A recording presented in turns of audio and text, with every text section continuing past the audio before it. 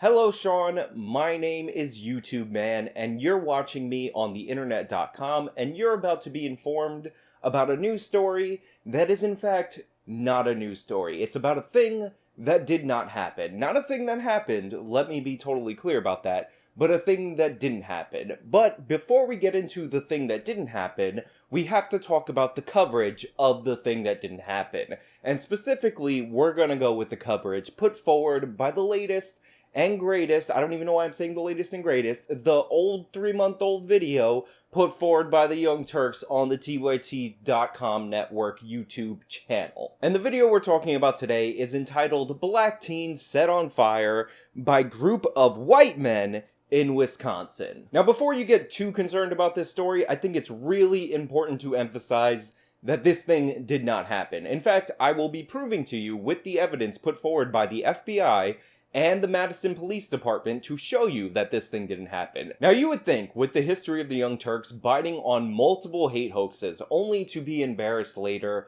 that when you hear an oddball tale like the one that they're going to present to you, that they would have a little bit of hesitation before they jump into it. That they would have a little bit of trepidation before they decided to link this random non-event that, need I emphasize this again, did not happen in Madison, Wisconsin, to the President of the United States. However, the Young Turks have no such hesitation bone. It actually was removed surgically along with any of their honor, pride, and dignity. And the Young Turks jump full force into this story. But they don't even report the fake story accurately, so I'm going to be ripping apart this video before I explain to you what actually happened, which was this hate crime not actually happening. There's an 18-year-old black woman in Madison, Wisconsin, who was set on fire by white men as she was on her way to her brother's house. Okay, Anna, I know you're race baiting immediately at the start of this story, but the photo of this girl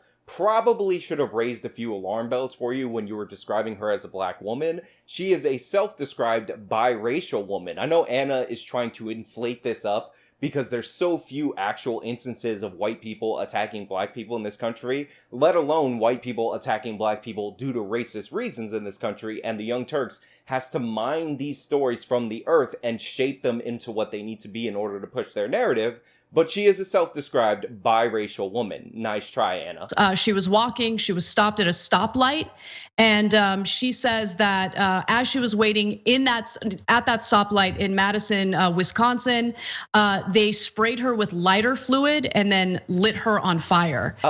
Anna, I know you're chomping at the bit to cover this story. You're super excited to put some more hatred out into the world in order to gin up your base and promote your racist narrative.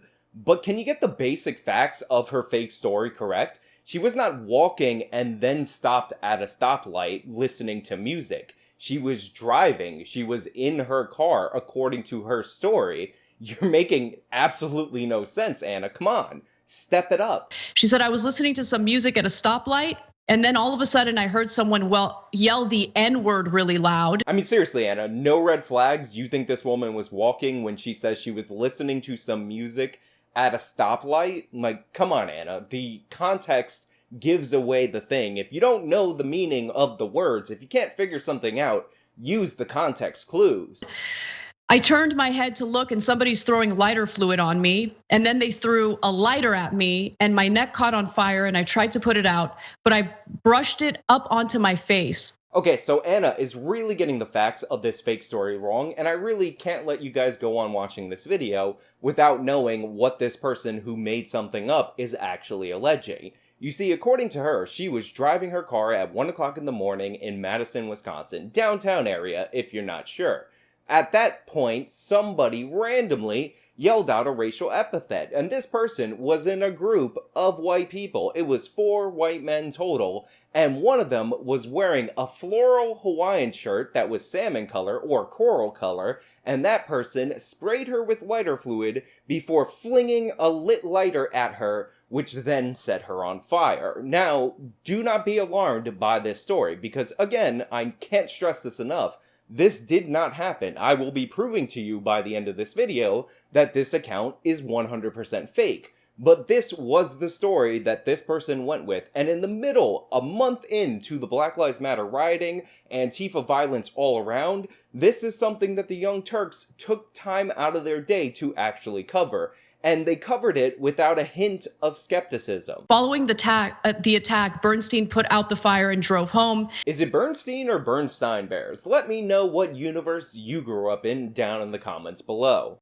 This has been completely ignored by local press. They've been focusing on the toppling of Confederate statues instead.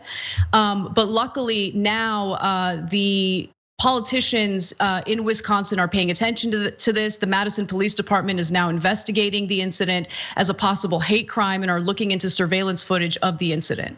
No, Anna, this story was not ignored by the national press. This story got far too much coverage from the national press. You do not report the news. You had to get this story from somewhere. I saw this wall to wall at the time. In fact, that's why I took note of this video from 3 months ago, waiting on the facts of this case to come out, because I knew the Madison police launched an investigation and the Department of Justice launched a national hate crime investigation into this incident. It was never being ignored. You are lying. You're a liar, Anna, and you ought to be embarrassed for reporting this badly, and also badly because there's not a hint of skepticism. So you don't even have the fake facts right in the fake story, and you're also reporting it as if it was gospel, when it's obviously ridiculous. Where was this lighter that was thrown into her car? Shouldn't she be able to produce that if that's a part of her fictional story? This is insane. This is insane. This is insane. So insane. This is insane. Just insanity. Let's talk through what that means, if it's true. That's what the Taliban does. They throw acid in people's faces and they light them on fire. That's what Al Qaeda does. That's what ISIS does. And so, look, Trump kept agitating. That's what the Taliban does. That's what these other terrorist organization does. And Trump, no, Cenk, this is not a Trump story. Even if this did occur, which again, let me stress this. I will be proving to you by the end of this video that this did not occur. It would not be a Trump story. Trump would not have triggered these 4 mythical white men to attack this girl. It's absolutely ridiculous. You tried pulling the same exact thing with the Jasmine Barnes story and with the Jussie Smollett story. Like, when are you going to learn to stop trying to draw links between Trump and these random incidents that are obviously on their face total nonsense? But wait, it's about to get worse. It's about to get a little more spicy in that spicy spice. I don't know where I'm going with this. Just play the clip. For a borderline race war. I mean, he said there was good people on the Nazi/racist side in Charlottesville. Completely false. Another long-standing myth being put forward by the left that is outright disproven by just letting the video play another 30 seconds. Trump specifically said he wasn't talking about white nationalists, white supremacists, or neo-Nazis. So let me play the tape if you don't believe me. You're changing history, you're changing culture, and you had people, and I'm not talking about the neo-Nazis and the white nationalists, because they should be condemned totally. But you had many people in that group other than neo-Nazis and white nationalists, okay? You start lighting people on fire, then other folks are gonna wanna counter that. And then we're knee deep in what the biggest racists in the country, KKK and Stormfront and Dylan Roof. Cenk Uygur is mentioning Dylan Roof. In this story that is obviously fake, Cenk Uygur is invoking Dylan Roof. And he's not just invoking him for stupid reasons, he's invoking him for extra special, incredibly stupid reasons, as I'm going to let you hear for yourself. What they all wanted, which is a race war. Dylan Roof wrote a manifesto before he shot 9 innocent black people in a church and killed them, saying, if I agitate enough, I might start a race war. I mean, I guess Donald Trump is his dream come true. Complete and utter insanity on behalf of Cenk Uygur, not only making this a Trump thing, but linking this somehow to Dylan Roof, and then back to Trump again, calling this an American Al-Qaeda or an American terrorist organization, when obviously, on the face of the story, it's completely and utterly ridiculous. But don't take my word for it. Take the Department of Justice and the Madison Police Department's word for it, because they actually investigated this incident. They went over her phone data. They went over the surveillance camera data, which was relevant because the bulk of her driving route was actually caught on surveillance camera, and there is no evidence whatsoever of this occurring. Not only that, there's very little evidence that she was ever at the location that she said she was at. Her cell phone data when she was Snapchatting people and texting other people and calling other people pings her in a completely different area. And the Department of Justice and the Madison Police have actually put together this video timeline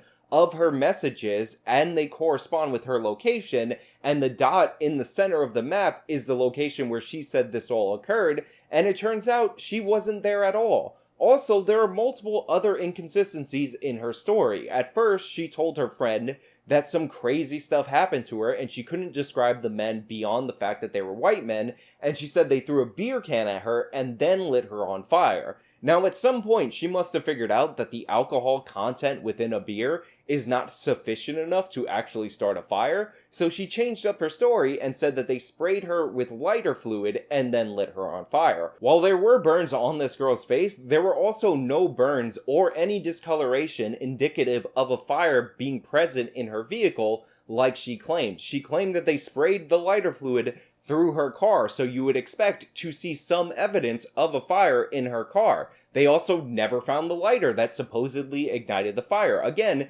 this was thrown into her car. There is no reason whatsoever that it shouldn't be there. They also asked for her clothes so that they could analyze her clothes, because it's not like if you spray somebody with lighter fluid, that doesn't end up on their clothes. And guess what? They couldn't find any evidence looking over the clothes. Also, she went from not being able to describe these white men to all of a sudden coincidentally being able to describe them, and describe two of them as wearing clothes that the media reports the Boogaloo Boys are often seen wearing. Now, when confronted with all of these inconsistencies, with her changing story, and the fact that there is no evidence based on two investigations that cover all of this surveillance video, all of a sudden, they don't want to talk to the press anymore. This girl and her entire family all of a sudden just want their privacy. No statement, no explanation for the inconsistencies, no response to the 157-page report that says unequivocally that this thing did not happen as it was described. They just want you to respect the family's privacy. This national hate hoax that was done in the middle of the riots that have been going on in this country for months now, that took away time from actual broadcasts of actual violence with actual victims, all of a sudden, you guys gotta respect their privacy. They're going for a Smollett insular meeting right now, and they need their privacy respected. The fact of the matter is, the real environment that has been created since the rise of Donald Trump, and I don't even really believe that it was created with the rise of Donald Trump, I just believe that it has been amplified since the rise of President Trump, is an environment not of increased hate, but an environment of increased victimhood being glorified. Victimhood is currency in this country. It is national attention. It is praiseworthy virtue for these people. And a lot of times it translates into actual currency. People will give you money if they believe that you have been victimized, if they believe that somebody has transgressed against you, especially if they transgressed against you based on things that are being ginned up by the media, like racial victimhood. This story made no sense from the jump, and if you were to give this story coverage outside of the local news, because it would be a local news story, then you should cover it with skepticism, because even if this story did turn out to be true, it would be exceedingly rare, and it's completely and utterly irresponsible to cover this as if it's a national trend. This would be among the rarest of the rare crimes to ever occur statistically in the United States of America, and the Young Turks not only covered it like it was a thing that commonly happens in the middle of rioting that they're ignoring that was happening for at least a month, but they covered it like it was a thing that President Trump was actively encouraging. Like they just watched a Trump speech and was like, I gotta go get that girl standing at a stoplight. I don't care about the facts. Look, the racial makeup of this story fits my agenda, therefore I'm gonna cover it. But yeah, it was ridiculous, and they should have known better, and any respectable news agency that covered it this irresponsibly would come out and apologize and correct the record immediately. But hey, those are just my thoughts. Let me know your thoughts down in the comments below. By the way, t-shirts, I still have a Teespring store. Go support me. Got 3 designs. They're amazing. Go get them. If you like this video, you know what to do. Show me by leaving a like, subscribe for more content, follow me on all the social medias on the internet. They're different accounts. They're linked in the description. You can support me with the support links. Those are also below where I'm talking in the video. This has been me covering the Young Turks and doing a thing and